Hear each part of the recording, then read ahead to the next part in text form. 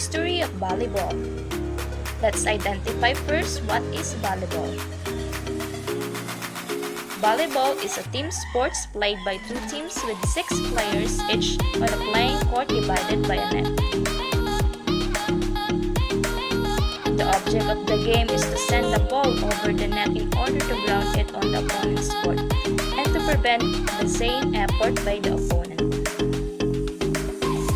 The team is allowed 3 hits in returning the ball, in addition to the block contact. The ball is put in play with a service hit by the server over the net to see opponent's court. Rally continues until the ball is grounded, goes out, or a team fails to return it properly. The ball is out of play all the moment of a fault, which is whistled by one of the referees. In volleyball, the team winning a rally scores a point, rally point system, so they win a point and the right to serve. Its players rotate one position clockwise. Rally point system, error point.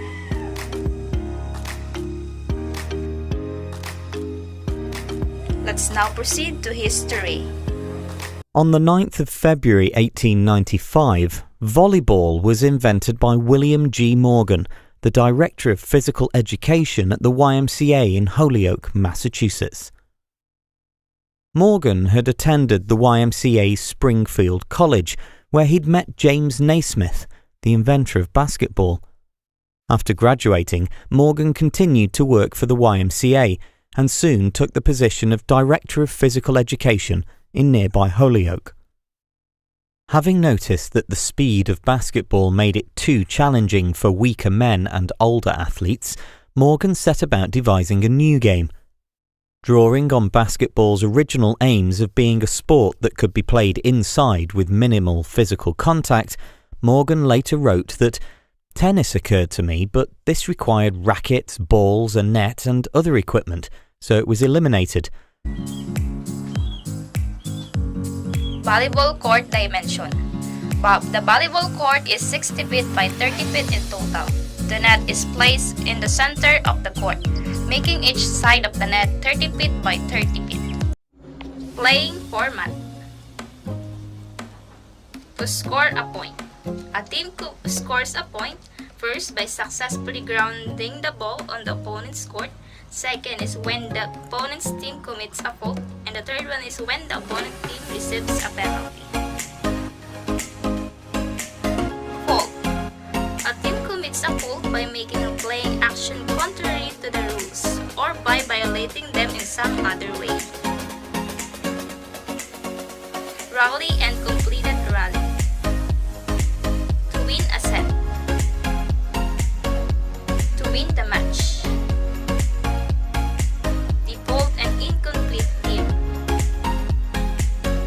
Playing actions. Ball in play, ball out of play, ball in and ball out. Playing the ball. Each team must play within its own playing area and space. The ball may, however, be retrieved from beyond the free zone. Team hits is any contact with the ball by a player in team. Consecutive contacts. A player may not hit the ball 2 times consecutively. Simultaneous contacts. 2 or more 3 players may touch the ball at the same moment. Assisted hit.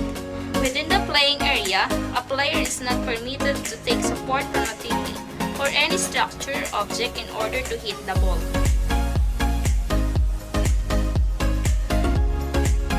Faults in playing the ball. 4 hits. Assisted hit. Catch. Double contact. Ball crossing the net. Ball touching the net. Ball in the net. Reaching beyond the net. Penetration under the net. Contact with the net. player's faults at the net. Service. The service is the act of putting the ball into play by the back right player placed in the service zone. First service in a set. The first service of the set, as well as that of the deciding set, is executed by the team determined by the tosses. Service order. The players must follow the service order recorded on the line-up sheet. Authorization of the service. The first referee authorizes the service after having checked that the two teams are ready to play and that the server is in the possession of the ball. Execution of the service. The ball shall be hit with one hand and or any part of the arm after being tossed or released from the hands. Screening. The players of the service team must not prevent their opponent, through individual or collective screening, from seeing the server or the flight path of the ball. Faults made during the service. Serving faults violates the service order and does not execute the service properly. Faults after the service hit. Touches a player of the serving team or fails to cross the vertical plane of the net completely through the crossing space, goes out and passes over screen. Serving faults and positional faults. If the server makes a fault at the moment of the service hit, improper execution or wrong rotational order, etc., and the opponent is out of position, it is the fault which is sanctioned. Attack hit. Characteristics of the attack hit.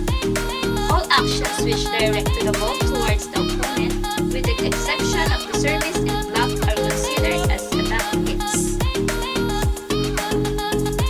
Restrictions of the attack hit. A front row player may complete an attack hit at any height provided that the contact with the ball has been made within the player's own playing space. Faults of the attack hit. A player hits the ball within the playing space of the opposing team. A player hits the ball out. A back row player completes an attack hit from zone if at the moment of the hit the ball is entirely higher than the top of the net. A player completes an attack hit on the opponent's service when the ball is in the front zone entirely higher than the top of the net. Blocking. Block attempt. Completed block. Block contact. Blocking within the opponent's space. Block and team hits. Blocking the service. Interruption, intervals, and delays 15. Regular game interruption. Regular game interruptions are timeouts and substitutions. An interruption is the time between one completed rally and the first referee's whistle for the next service. Number of regular game interruptions. Each team is entitled to request a maximum of 2 timeouts and 6 player substitutions per set. Request for regular game interruptions. Substitution before the start of the set is permitted and should be recorded as a regular substitution in that set. Sequence of interruptions. Request for 1 or 2 timeouts and 1 request for player substitution by either team may follow one another with no need to resume the game.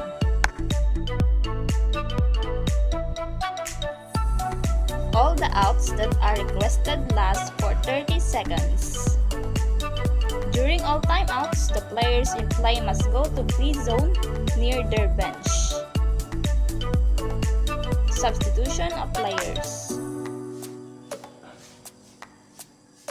is the act by which a player, other the libero or his and her replacement player, after being recorded by the scorer, enters the game to occupy the position of another players who must leave the court at that moment. Limitations of substitutions. One or more players may be substituted at the same time.